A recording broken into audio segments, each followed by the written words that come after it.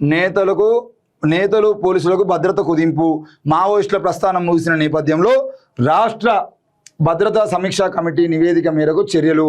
Bullet proof వాహనాలను వెనక్కి ఇచ్చేసిన డీజీపీ, పలువురు తాజా మాజీ ఐపీఎస్లు, గ్రే హౌండ్స్, ఆక్టోపస్, ఎస్ఐబిల్లోనూ సిబ్బంది తగ్గింపు, ఇతర విభాగాలకు కేటాయింపు, ట్రాఫిక్ ప్రాధాన్యం. మేము అడుగుతున్నాం సార్, ఈ నిర్ణయం తీసుకున్నటువంటి ప్రభుత్వాన్ని కానీ పోలీసులను కానీ మేమేం అడుగుతున్నాం అంటే, నేతలు పోలీసులకు భద్రత తీసేసారు, మంచిగా ఉన్నది.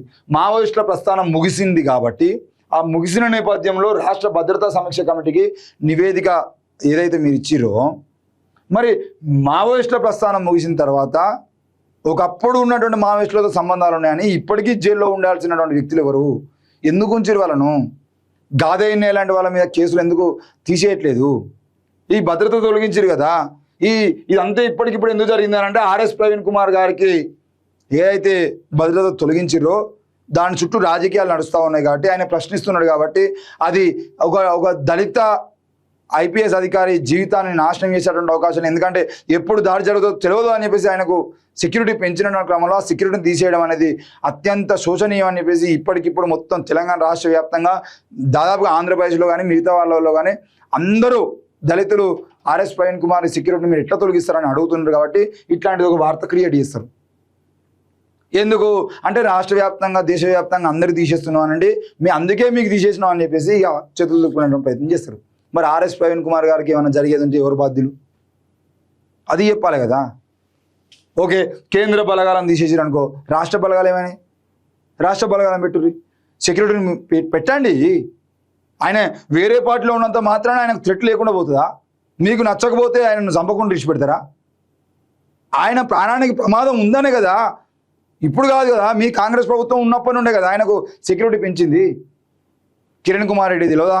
రోషయ్యకు తెలియదా ఆ విషయం? మరి మీరు ఎట్లా తొలగించడానికి ప్రయత్నం చేస్తారు? కేంద్రంలో ఉన్నటువంటి పాలకులకు ఆర్ఎస్ ప్రవీణ్ కుమార్ గారిని సిద్ధాంతపరంగా కానీ పార్టీ పరంగానే ఆయన అంటే నచ్చదు కావచ్చు. మరి మీకేమైంది? మీకు సోయి ఉండాలి కదా, మీ జిల్లా వాడే కదా రేవంత్ రెడ్డి గారు. నేను అడుగుతా ఉన్నా, దయచేసి ఈ విధంగా ఇప్పటికీ మేము అడుగుతా ఉన్నాం. గాదయ్య లాంటి వాళ్ళ మీద కానీ, ఇంకా ఊపా కేసులు ఉన్నటువంటి వాళ్ళ మీద కానీ, ఎన్ఐఏ కేసులు ఉన్నటువంటి వాళ్ళ మీద కానీ ఎందుకు? ఎస్ అయిపోయింది, నక్సలైట్లు అయిపోయారు, మావోయిస్టులు అయిపోయారు, వాళ్ళ తరం అయిపోయింది కదా. ఇక లేనప్పుడు వాళ్ళతో సంబంధాలు ఉన్నాయని మీరు పెట్టినటువంటి కేసులు తొలగించి వాళ్ళని వదిలేసేయండి. వాళ్ళు బతుకుతారు కదా. మళ్ళీ అయితే నక్సలైట్లను మీరు తయారు చేయరు కదా.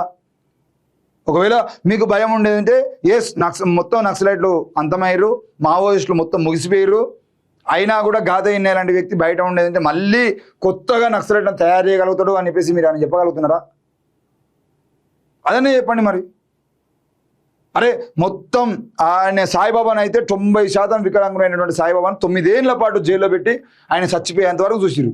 ఇప్పుడు గాదయ్యకు ఒక చేయలేకపోయినా అంటే ఆయన దాదాపుగా ఆయన కేవలం మాట్లాడడం, ఒకటే చేతితో మాట్లాడి ఒకే చేతితో తినేటువంటి వ్యక్తిని ఈరోజు మీరు జైల్లో పెట్టి వాళ్ళ తల్లి చచ్చిపోయింది, తండ్రి చచ్చిపోయాడు, కేవలం ఈయన లేడనే బాధతోని తల్లి తండ్రి ఒకే నెల సమయంలో ఇద్దరు చచ్చిపోతే ఆ బాధతోని ఏడ్చి అనారోగ్యానికి గురై ఆయన నా ఆరోగ్యం బాగాలేదని చెప్పేసి పిటిషన్ ఇస్తే వారం రోజులు 10 రోజులు మాత్రమే బయటకి ఇచ్చి అంటే ఆరోగ్యాన్ని టెస్ట్లోకి పంపించడానికి ప్రయత్నం చేస్తూ ఉన్నటువంటి పరిస్థితులు పోవాలని చెప్పేసి మేము అడుగుతూ ఉన్నాం.